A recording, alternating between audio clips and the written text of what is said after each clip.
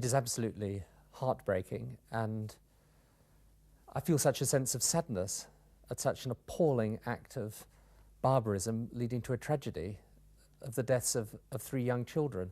And I also feel a complete and total determination that we are not going to let the murderers, those that have engaged in this act of barbarity, wreck the future for the people of Northern Ireland.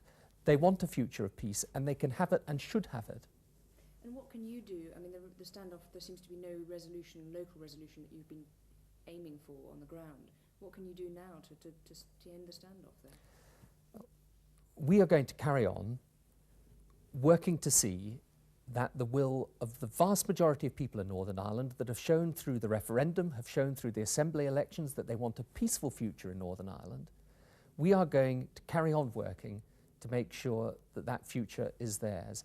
And these acts of barbarity, these evil acts of murder, are not going to deflect us from that purpose. And I hope that everyone in positions of leadership and responsibility in Northern Ireland comes together in reconciliation and works to make sure that the wishes of that vast peaceful majority of people in Northern Ireland are seen through and not frustrated.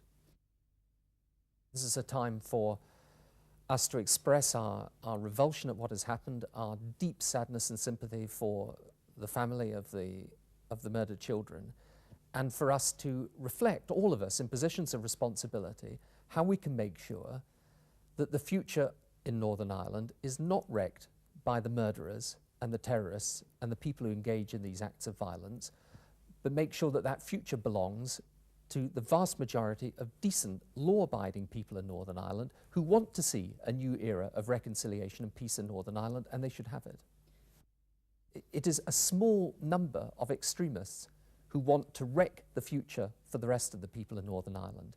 And our determination, even amidst this sadness and tragedy and this terrible, terrible, appalling act that has happened resulting in the death of these 3 children, even amidst this, we have got to redouble our determination to bring reconciliation and peace and to bring home to everybody in positions of responsibility in Northern Ireland that they've got a duty to make sure that that era of peace and reconciliation is there for people. People want it. They've voted for it. They've shown overwhelmingly they want it.